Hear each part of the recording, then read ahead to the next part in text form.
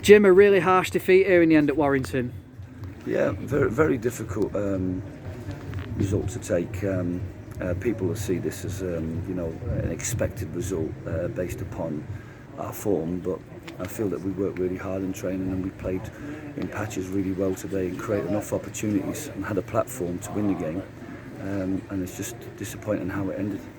Yeah, 2 yellow cards for Harry Benz. Probably no complaints for that, but have you got complaints about Jay Harris maybe not seeing a couple of yellows in the first half?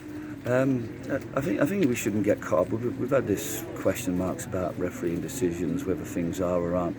I've no problem with Harry Benz, and I think one of the things that I was asked about at Stockport was what am I exceptional for, and I think that we've shown, whatever club I've been at, we've got an exceptionally good disciplinary record. And one of that is the main reason for that is that you defend properly, you defend with emotional control, and those two things I just didn't see it coming. It just isn't my type of team, and I was really I can't tell you all the emotions I'm feeling, but I was absolutely gutted for the lads because they put in such a performance and gave themselves a platform to win this game that single-handedly won players. Actions have really cost him an opportunity to win the game, never mind get a draw. Yeah, even at 10 men, I mean, we looked really solid, didn't we? I know Joe Green's made a couple of really good saves, but on the whole, Warrington didn't really hurt as much, did they? I think all I wanted to do after recent weeks is give ourselves a platform to keep a clean sheet, platform to win the game from that. We set a target, especially against the win first half, to keep a clean sheet. We had numerous opportunities. I remember a couple of free kicks, a couple of opportunities, set plays, but I didn't think we did enough first half to win the game. But I was conscious second half with the win, maybe the opportunity to get up the pitch a bit more, that we could create opportunities, and we did. And for us to just, because most people only remember the last 15 minutes, and I look at the first 60, 65 minutes, and I could see the players trying to implement much of what we did in training. The reason we played that shape on those players was because we felt that they could connect and create a clean sheet and an opportunity to win the game, and one player's actions unfortunately has unravelled that. Yeah, Jonah Mitchell, he came back in his starting lineup today. Is it just a case of easing him back in? Yeah, I spoke to our return to play protocols are really important, especially when we've seen players have recurrence of injuries. So both Jason and Jonah we felt that 45 minutes might be right. Even letting them go cold and coming back on for the second half would be dangerous. So we always had the belief in playing Jonathan to replace Jason and Harry to replace Jonah.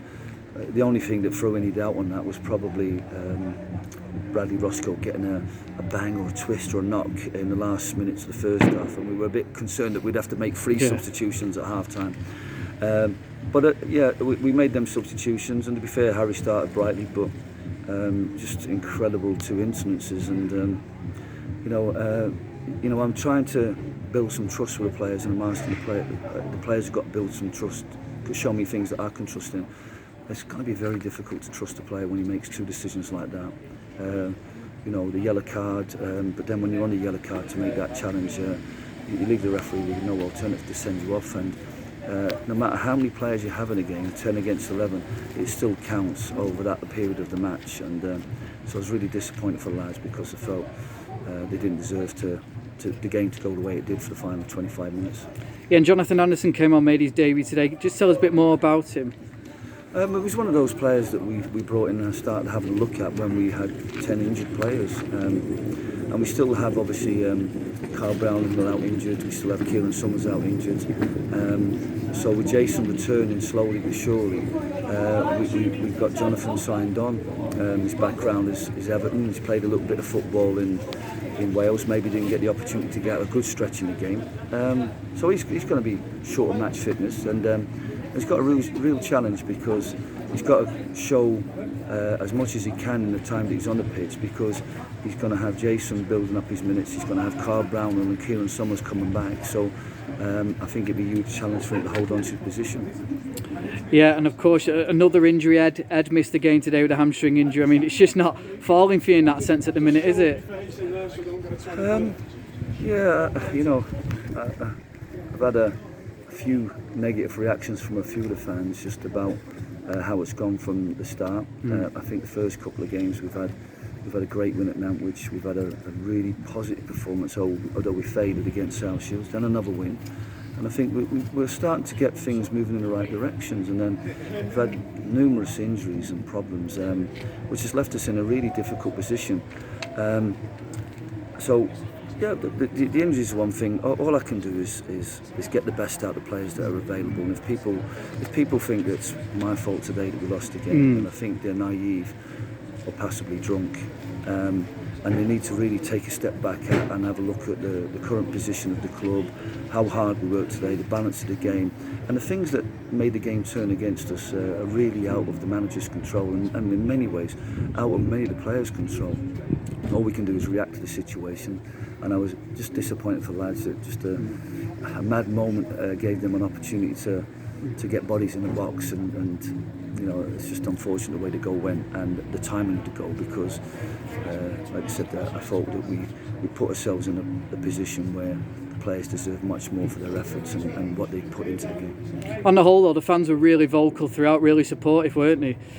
No, they've been brilliant, and I think that they've seen, you know, like the energy, the little bit of zip, the quality that we've got. Obviously, sometimes you can't go toe to toe with teams if you're not as strong as them.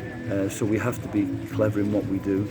We have to be protecting of our goal and make sure that we get a platform to score games, and then just put enough players in positions where you can create opportunities to score. And I think there'll be a couple of lads who'll be disappointed with the efforts they've made today, or the opportunities they did have and they didn't make more of.